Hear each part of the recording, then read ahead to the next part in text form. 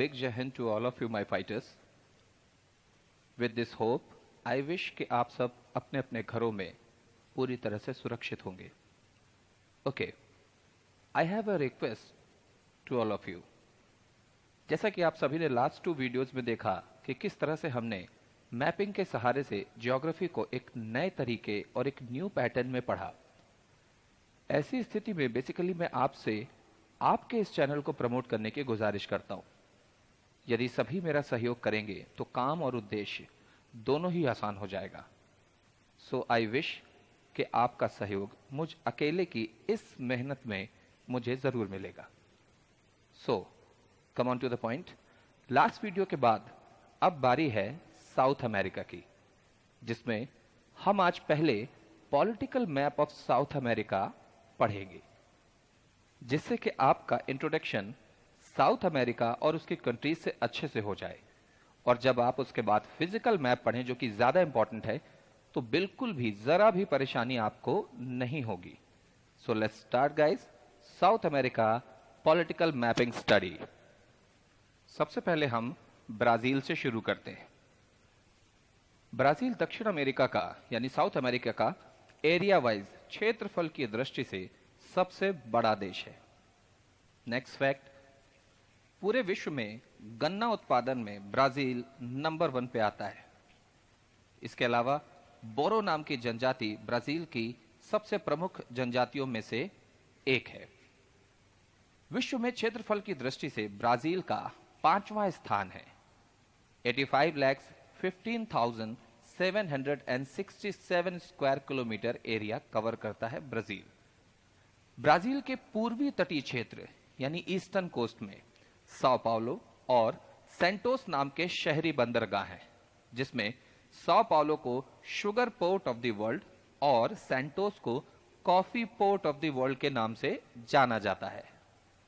Brazil के उत्तर पश्चिमी क्षेत्र में यानी अपर लेफ्ट उत्तर पश्चिमी क्षेत्र में विश्व के सबसे बड़े अमेज़न जंगल हैं, जिन्हें पृथ्वी का फेफड़ा यानी कि लंग्स ऑफ द अर्थ भी कहा जाता है, जिसका कारण है कि पूरे वर्ल्ड में जितनी ऑक्सीजन प्रोड्यूस होती है उसकी 22% केवल अमेज़न से ही प्रोड्यूस होती है. यहां विश्व की क्षेत्रफल की दृष्टि और जल मात्रा में सर्वाधिक अमेज़न रिवर भी स्थित है. कहने का मतलब कि सबसे ज्यादा पानी वहन करने वाली लेकर जाने वाली नदी के नाम पर सबसे बड़ी अमेज़न रिवर है. और उस अमेज़न की सबसे बड़ी सहायक नदी, क्योंकि बहुत सारी नदियां उसकी सहायक हैं. मैंने ये सारे के सारे स्ट्रक्चर्स आपको फिजिकल मैप में बनाकर रखे हैं दिखाने के लिए. इसे आप केवल अभी रीड कर लेंगे, वहां आपको देखने के लिए भी मिलेंगे. तो उसकी कई सारी सहायक नदियां हैं. तो ना केवल अमेज़न की सबसे बड़ी सहायक नदी यानी हेल्पिंग ट्रिब्यूटरी, बल्कि वर्ल्ड की सबसे बड़ी सहायक नदी मैडेरा है. So guys, this was basically about the Brazil most important fact regarding general studies. अब हम अगले देश में चलते हैं, अर्जेंटीना. यह दक्षिण अमेरिका का क्षेत्रफल की दृष्टि से दूसरा सबसे बड़ा देश है. इसे विश्व का सबसे बड़ा मांस निर्यातक देश कहा जाता है, flash exporting country of the world. इसकी राजधानी ब्यूनस आयर्स है. ब्यूनस आयर्स से चिली की राजधानी सैंटियागो तक विश्व प्रसिद्ध Indiana rail route, Indiana rail मार्ग जाता है. अर्जेंटीना के पूर्व में यानी ईस्ट में समुद्र में फॉक आइलैंड है, जिस पर यूके का अधिकार है. लेकिन अर्जेंटीना भी इस पर अपना अधिकार मानता है, जिसकी वजह से यूके और अर्जेंटीना के बीच में एक डिस्प्यूट, विवाद का विषय बना हुआ है फॉक island. So this was basic about Argentina. Go for the next, Chile. Chile मूल रूप से एंडीज पर्वत श्रृंखला के क्षेत्र में बसा है.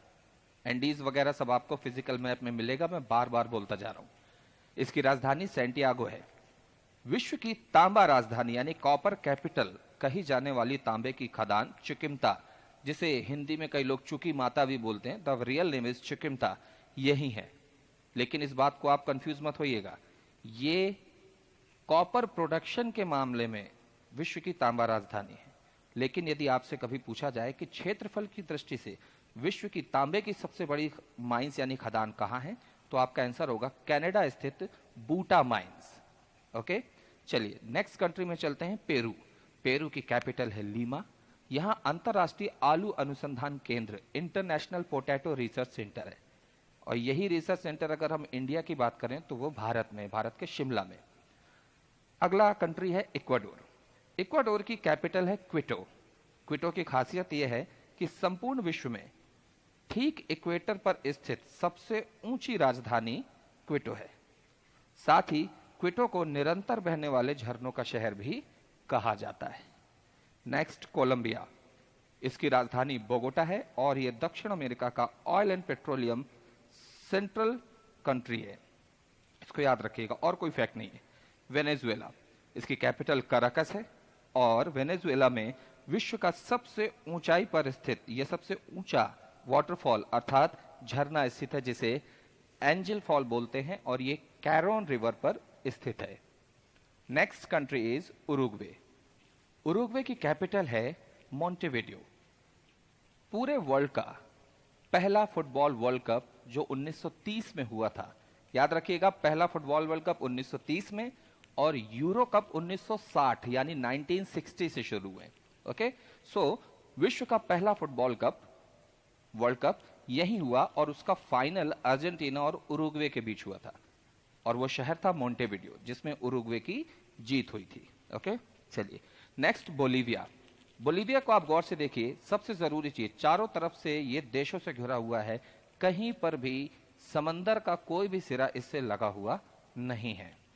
सो याद रखिए कि इसे एक लैंड लॉक्ड कंट्री कहा जाएगा, हिंदी में कहते हैं स्थल रुद्ध या भू आविष्टित देश। ओके, पूरे साउथ अमेरिका में दो ही ऐसे लैंड लॉक्ड कंट्रीज हैं, बोलीविया और उसके बगल वाला पराग्वे, जिसमें बोलीविया बड़ा है, याद रखिएगा। सो नेक्स्ट, इसकी कैपिटल लापाज है।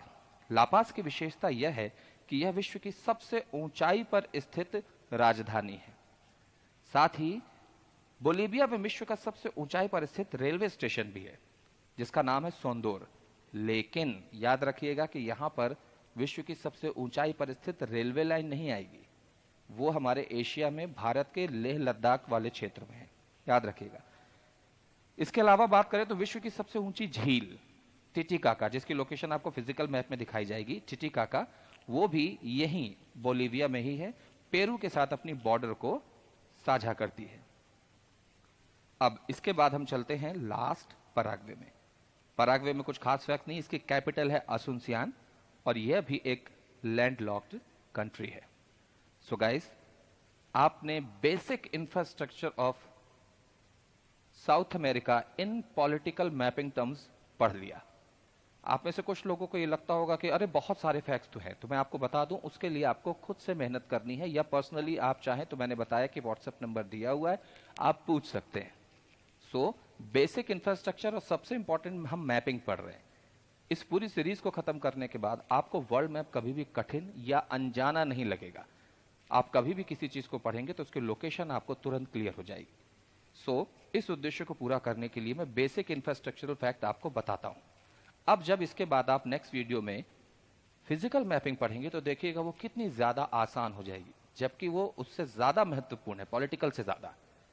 ओके, सो मेरी आपसे फिर से वही रिक्वेस्ट है कि ज्यादा से ज्यादा लोगों तक इस वीडियो को पहुंचाइए, ज्यादा से ज्यादा लोगों से रिक्वेस्ट करिए कि इसे सब्सक्राइब करें और नोटिफिकेशन बेल आइकन को प्रेस करके अपने लिए ऐसी स्थिति बना ले जिससे कि आसानी से आपको ये तुरंत पता चल जाए कि नोटिफिकेशन आ गया है, नेक्स्ट वीडियो आ गया है। If you help other than nature will help you. हमारी एम एकेडमी का जो बेसिक प्रोग्राम है वो यही है कि ज्यादा से ज्यादा लोगों तक एजुकेशन को पहुंचाया जाए। Education is the must compulsory right for every student.